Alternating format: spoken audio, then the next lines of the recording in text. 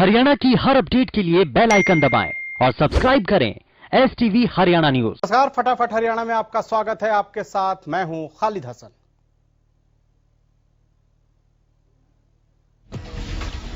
कृषि कानूनों के खिलाफ सड़कों पर उतरे किसानों का आंदोलन लगातार 8वें दिन जारी है। पिछली बार की विफल बातचीत के बाद आज दोबारा किसान संगठनों और सरकार के बीच वार्ता जारी है। उम्मीद जताई जा रही है कि इससे कोई हल निकल सकता है। लंच के दौरान किसानों ने सरकार का खाना खाने से इनकार कर दिया। इस दौरान किसानों ने फुवारे से लंच मंगवाकर जमीन पर बैठकर खाना खाया।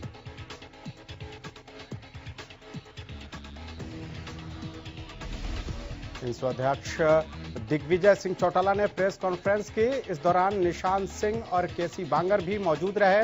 इंसो अध्यक्ष दिग्विजय सिंह चौटाला ने कहा कि किसानों से बातचीत लगातार जारी है और उनकी मांगों पर विचार किया जा रहा है। जल्द सभी समस्याओं का समाधान निकाल लिया जाएगा। उन्हें मैं वापस लेने की अपील करता हूं। उन्होंने कहा कि इस संबंध में मैं सीएम और प्रदेश के गृह मंत्री से बातचीत करूंगा। पलवल में किसानों की बैठक के बाद किसानों ने बदरपुर बॉर्डर जाम करने की चेतावनी दी।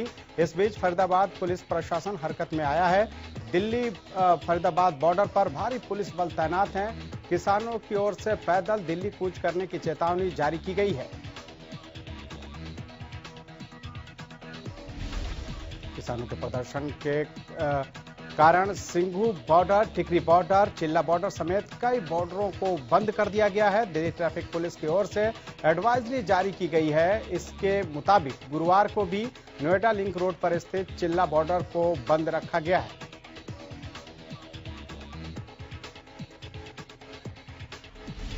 किसान आंदोलन के बीच गुरुग्राम प्रशासन भी अलर्ट है। दिल्ली गुरुग्राम से लगते कई बॉर्डर एरिया में ट्रैफिक को डाइवर्ट किया गया है। बता दें कि 360 गांवों की महापंचायत की गई थी, जिसके बाद किसानों की ओर से दिल्ली कूच करने की भी बात कही जा रही थी। इन सब के बीच गुरुग्राम प्रशासन ने ट्रैफिक को लेकर एडवाइजरी जारी की।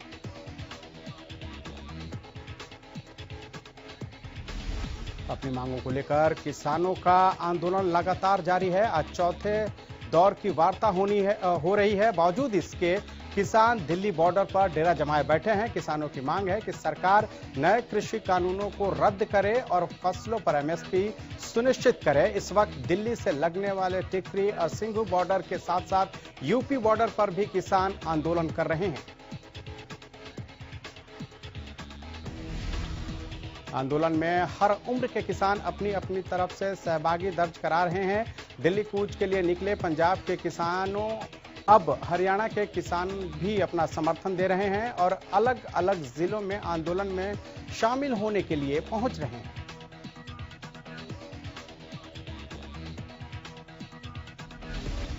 कृषि कानूनों के खिलाफ किसानों का आंदोलन जारी है। इसी कड़ी में ग्वालियर से आए सैकड़ों किसान होडल में हरियाणा यूपी बॉर्डर पर पहुंचे, लेकिन पुलिस ने किसानों को रोकने के लिए नेशनल हाईवे पर ट्रकों को रोककर जाम लगवा दिया। ग्वालियर से आए किसानों का कहना है कि उनके साथ सभी बिरादरियों के किसान हैं जो उनके साथ चल रहे हैं। किसानों ने कहा कि जगह जगह पर किसानों द्वारा उनका स्वागत किया जा रहा है। सरकार से इन तीनों काले कानूनों को वापस करवा कर रहेंगे और अपनी फसल का निर्धारित मूल्य तय करवा कर ही रहेंगे।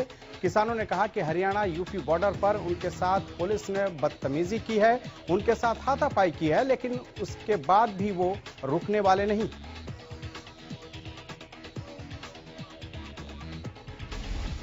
किसान आंदोलन का आज 8वां दिन है। किसानों का कहना है कि सरकार कृषि कानूनों को लेकर एक विशेष सत्र बुलाए और इन कृषि कानूनों को रद्द करे। किसानों का कहना है कि मांगे पूरी नहीं होने तक आंदोलन जारी रहेगा।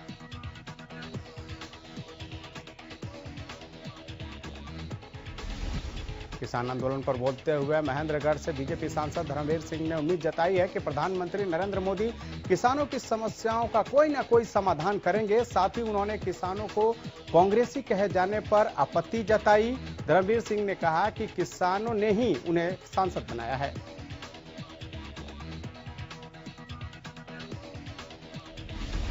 धर्मवीर सिंह ने कहा कि कोई ऐसा गांव नहीं है जहां से 2019 में उन्हें वोट नहीं मिला है। हर गांव से बम्पर वोट मिले और वो सब किसानों के गांव हैं, इसलिए किसानों को कांग्रेसी कहना गलत है।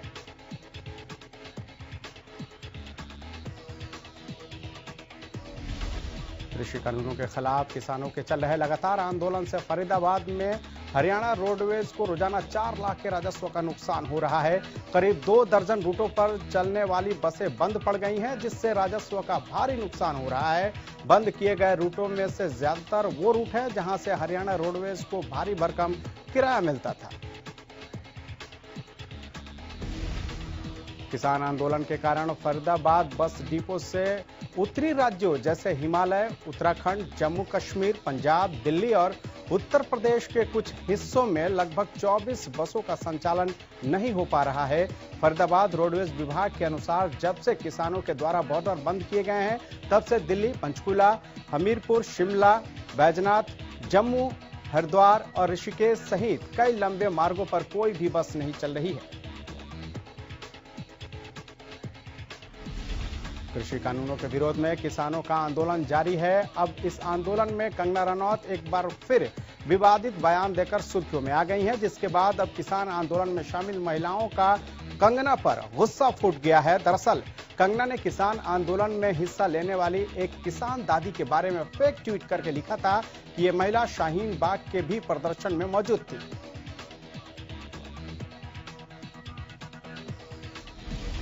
उन्होंने कहा कि ये 100 रुपए में प्रोटेस्ट के लिए पहुंच जाती हैं। हालांकि बाद में उन्होंने इस ट्वीट को डिलीट कर दिया। कंगना के इसी कमेंट को लेकर अब किसान महिलाओं ने उन्हें जवाब देते हुए कहा कि वो कंगना को 100 नहीं बल्कि 1000 रुपए देंगी। वो आएं और उनके साथ खेत में काम करके दिखाएं।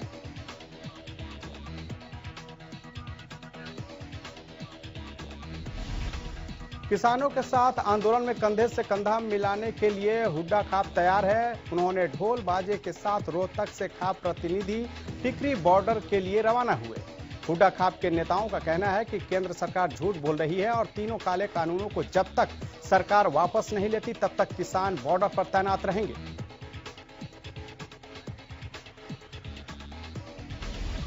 गौरतलब है कि रोहतक हुड्डा खाप के अंतर्गत 54 गांव आते हैं और खाप नेताओं ने दावा किया है कि सभी गांवों से किसान आंदोलन में हिस्सा लेंगे। उन्होंने कहा कि 3 कृषि कानूनों को रद्द करवाकर ही आंदोलन खत्म होगा। कैथल के हनुमान वाटिका में खाप पंचायतों ने किसान आंदोलन के समर्थन में फैसला लिया है। दरअसल सरकार और समर्थित नुमाइंदों का गांव स्तर पर विरोध किया जाएगा, जिसके लिए एक कमेटी का गठन किया गया है जो दिल्ली में बैठे किसानों को राशन भिजवाने, गांव में सरकारी नुमाइंदों का विरोध करने और सड़क जाम करने जैसे ठोस फैसले लेगी। किसानों ने कहा कि किसान अब भी प्रदर्शन करने को मजबूर है।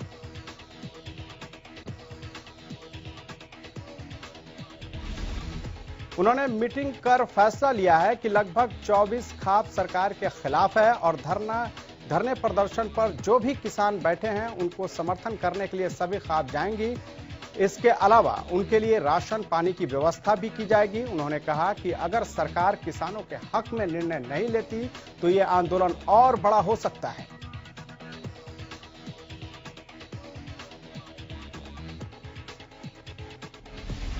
झज्जर से अहलावत खाप किसानों को समर्थन देने के लिए दिल्ली के टिकरी बॉर्डर के लिए रवाना हुई। अहलावत खाप के प्रधान जय सिंह अहलावत के नेतृत्व में सैकड़ों ट्रैक्टरों के साथ किसानों ने दिल्ली आंदोलन के लिए कूच किया। बता दें कि अहलावत खाप के अंतर्गत झज्जर जिले में 27 गांव आते हैं।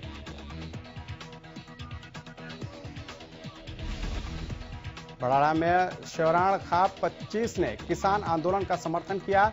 शिवराण खाप 25 के प्रधान विजेंद्र बिरला के नेतृत्व में शिवराण खाप 25 दिल्ली कूच करने की तैयारी में है।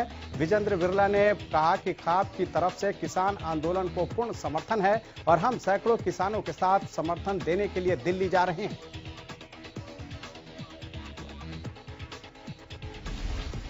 उन्होंने कहा कि जरूरत पड़ी तो गांव से और भी किसान बुलाए जाएंगे। वहीं किसान संघर्ष समिति के प्रधान कमल सिंह माड़ी ने कहा कि किसानों के लिए जो केंद्र सरकार ने 3 काले कानून लागू किए हैं वो वापस लेने चाहिए। अगर सरकार ऐसा नहीं करती तो परिणाम और बुरे हो सकते हैं।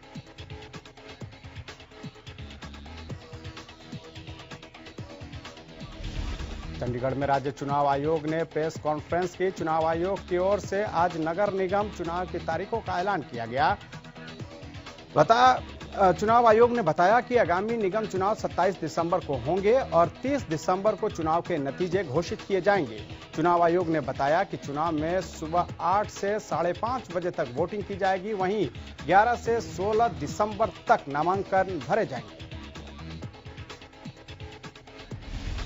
इस दौरान चुनाव आयोग ने जानकारी दी कि कोरोना काल को देखते हुए नियमों का सख्त पालन भी किया जाएगा। चुनाव आयोग ने बताया कि एक बूथ पर 1000 मतदाता वोट करेंगे। वहीं वोटिंग से पहले मतदाता की स्कैनिंग की जाएगी। इसी के साथ मतदान केंद्रों को भी सैनिटाइज किया जाएगा और मतदाताओं को मास्क और ग्लव्स भी दिए जाएंगे। आपको बता दें कि अंबाला, पंचकुला और सोनीपत में नगर निकाय चुनाव होना है। वहीं निगम चुनाव पर बातचीत करते हुए दिग्विजय सिंह चौटाला ने कहा कि निगम चुनाव बीजेपी और जेजेपी मिलकर लड़ेंगे। इस संबंध में जेजेपी की एक कमेटी बीजेपी प्रदेश अध्यक्ष ओपी धनखड़ से मिलकर उनके साथ चर्चा करेगी। पंचकुला नगर निगम चुनाव प्रभारी कैप्टन अभिमन्यु ने बीजेपी कार्यालय में बैठक की। बैठक के बाद कैप्टन अभिमन्यु ने पत्रकारों से रूबरू हुए। उन्होंने कहा कि देश के संविधान के अनुसार हरियाणा के चुनाव आयोग ने 3 नगर निगम के चुनाव की घोषणा की है, जिसमें सोनीपत, अंबाला और पंचकुला नगर निगम आते हैं। उन्होंने कहा कि पंचकुला में 20 वार्ड और मेयर का चुनाव के लिए आने वाली 27 दिसंबर को मतदान होगा। उनका कहना है कि कार्यकर्ताओं के उत्साह को देखते हुए हमें पूरा विश्वास है कि तीनों नगर निगम की सीटें बीजेपी जीतेगी। इस दौरान उनका कहना था कि बहुत लंबे समय से एक कमी महसूस की जा रही थी कि केंद्र में बीजेपी की सरकार है और प्रदेश में भी पार्टी की सरकार है, फिर भी नगर निगम में सहयोग न मिलने के कारण बहुत सारे विकास के काम रुक जाते थे। तो अब ये अंतिम बाधा भी दूर हो जाएगी। सोनीपत, अंबाला, पंचकुला के नगर निगम चुनाव और रेवाड़ी के नगर परिषद चुनाव के लिए बीजेपी प्रदेश अध्यक्ष ओपी धनखड़ ने चुनाव प्रभारियों के लिए सह प्रभारी नियुक्त किए हैं। इनमें रोहतक के मेयर मनमोहन गोयल को सोनीपत का सह प्रभारी नियुक्त किया गया। करनाल में मेयर रेणु बाला गुप्ता को अंबाला का सह प्रभारी नियुक्त किया गया। यमुनानगर से मेयर मदन चौहान को पंचकुला और हिसार से मेयर गौतम सरदाना को रेवाड़ी में होने वाले नगर परिषद के चुनाव में सह प्रभारी नियुक्त किया गया। भारत निर्वाचन आयोग के निर्देशानुसार 1 जनवरी 2021 को आधार मानकर मतदाता सूचियों का पुनरीक्षण कार्यक्रम चलाया जा रहा है, जिसके तहत मतदाता सूची के संबंध में 15 दिसंबर तक दावे और आपत्तियां प्राप्त किए जाएंगे। इसी अवधि के दौरान कोई भी पात्र व्यक्ति नए वोट बनवाने, कटवाने, वोट शुद्धि आदि के लिए अपना आवेदन संबंधित मतदान केंद्र पर जमा करवा सकेंगे। इसी कड़ी में 12 और 13 दिसंबर 2020 को विशेष अभियान चलाया जाएगा। इन विशेष तारीखों में बूथ लेवल अधिकारी सुबह 9 से शाम 5 बजे तक अपने बूथ पर उपस्थित रहकर दावे और आपत्तियों के आवेदन प्राप्त करेंगे। दावे और आपत्तियों का निपटारा 5 जनवरी 2021 तक किया जाएगा। प्रदेश में कोरोना के आंकड़ों में लगातार वृद्धि देखने को मिल रही है। पिछले 24 घंटे में 1607 नए मरीजों की पुष्टि हुई है। वहीं गुरुग्राम में 498 और फरीदाबाद में 263 नए केस सामने आए हैं। सोनीपत में 53 और हिसार में 76 नए मामले सामने आए हैं। प्रदेश में 24 घंटे में 32 मरीजों की मौत के मामले सामने आए हैं। इसी के साथ ये आंकड़ा 2428 पर पहुंच गया है। प्रदेश में अब तक कुल 2,37,604 केस सामने आए हैं। वहीं एक दिन में 2646 मरीजों ने कोरोना को मात दी।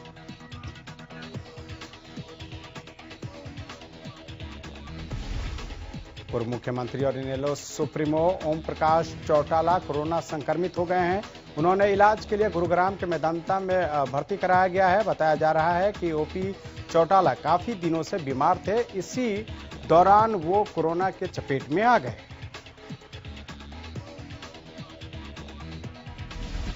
ओपी चौटाला की कोरोना टेस्ट रिपोर्ट पॉजिटिव आई है। एहतियात के तौर पर उन्हें आइसोलेट कर दिया गया है। बता दें कि हाल ही में ओपी चौटाला के 2 पोतों की शादी हुई थी। अभय चौटाला के बेटे कर्ण चौटाला की गुरुग्राम में ही शादी हुई थी। समारोह में ओपी चौटाला भी मौजूद थे।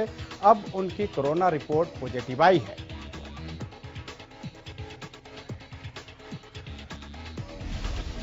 साइबर सिटी गुरुग्राम में बीपीओ कंपनी में काम करने वाले टैक्सी ड्राइवरों पर भी कोरोना की मार देखने को मिल रही है। टैक्सी ड्राइवरों का आरोप है कि कंपनी ने बिना किसी नोटिस के सैकड़ों ड्राइवरों को बाहर का रास्ता दिखा दिया है, जिसके बाद वो सड़कों पर आ गए हैं। टैक्सी ड्राइवर विकास ने कहा कि कंपनी में गाड़ी लगाने के लिए लोन पर गाड़ी ली थी और अब कंपनी ने बिना किसी नोटिस के बाहर का रास्ता दिखा दिया है। इससे अब लोन की किस्त देना और परिवार को पालना मुश्किल हो गया है।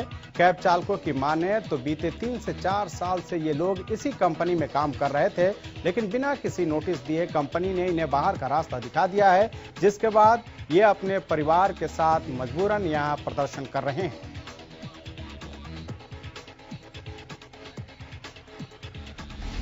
फतेहाबाद में प्राइवेट स्कूल खोलने की मांग को लेकर स्कूल संचालक लघु सचिवालय पहुंचे और प्रशासन को मुख्यमंत्री के नाम ज्ञापन सौंपा। स्कूल संचालकों का कहना है कि स्कूल बंद होने के चलते विद्यार्थियों और प्राइवेट स्कूल दोनों को परेशानियों का सामना करना पड़ रहा है। जहां विद्यार्थियों की पढ़ाई बाधित हो रही है, वहीं प्राइवेट स्कूल संचालक आर्थिक संकट से जूझ रहे हैं।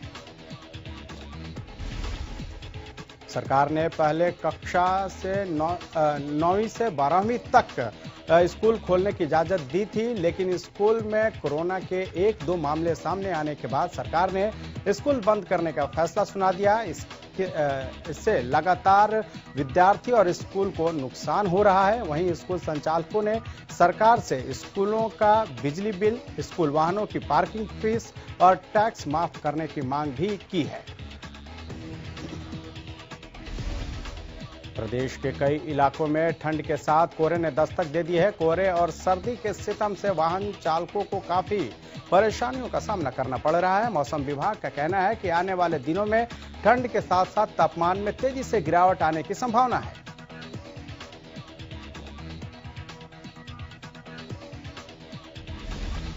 अंबाला में किसान आंदोलन के चलते पिछले कुछ दिनों से पंजाब जाने वाली ट्रेनों को रेलवे ने पूरी तरह से बंद कर दिया था। अब जब किसान पंजाब में रेल पटरियों से उठ गए हैं, तो रेलवे ने फिर से पंजाब जाने वाली ट्रेनों को पटरी पर दौड़ाना शुरू कर दिया है। माल गाड़ियों के साथ साथ कुछ सवारी गाड़ियां भी शुरू कर दी गई हैं। अंबाला रेलवे के डीआरएम गुरिंदर मोहन सिंह ने बताया कि पिछले 3 दिन से मालगाड़ी तो अपने पूरे रूटीन में आ गई।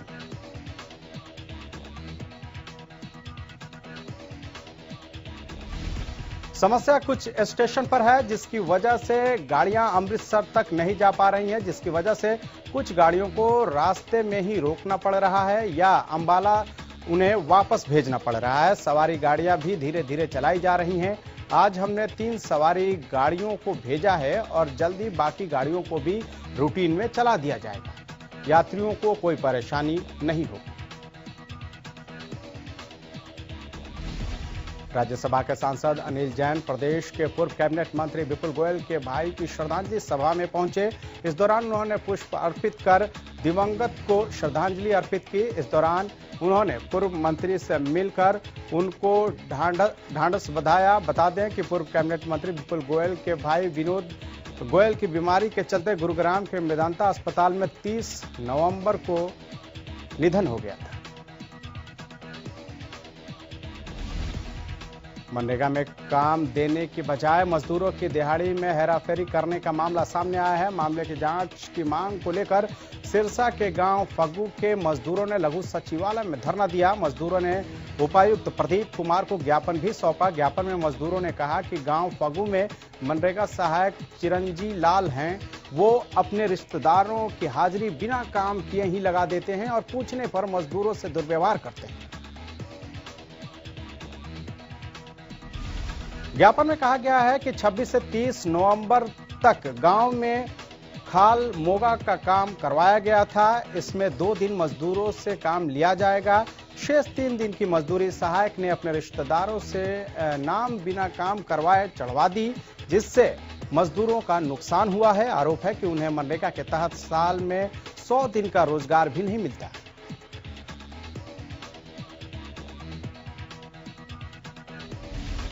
भिवानी में बिजली उपभोक्ताओं को अपने बिलों का भुगतान करने के लिए एक बार फिर से लंबी लाइनों में धक्के खाने पड़ेंगे। दरअसल बिजली विभाग का सर्वर डाउन होने के चलते 9 दिसंबर तक बिजली बिलों का ऑनलाइन भुगतान नहीं किया जा सकेगा। बिजली विभाग के एक्सईएन रविंदर घड़घस ने बताया कि बिजली विभाग का सर्वर डाउन होने के चलते उपभोक्ताओं को 9 दिसंबर तक परेशानियों का सामना करना पड़ेगा।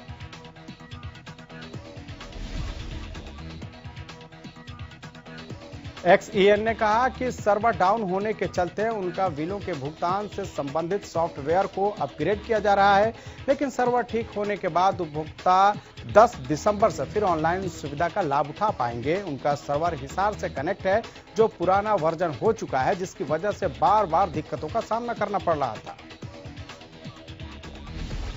सिरसा में एक युवती का अपहरण कर गैंग रेप करने का मामला सामने आया है। पीड़ित युवती ने इसकी शिकायत पुलिस को दे दी है, जिसके बाद पीड़ित युवती के बयान पर पुलिस ने अज्ञात लोगों के खिलाफ मामला दर्ज कर जांच शुरू कर दी है। महिला पुलिस ने आरोपियों को जल्द से जल्द गिरफ्तार करने का दावा किया है।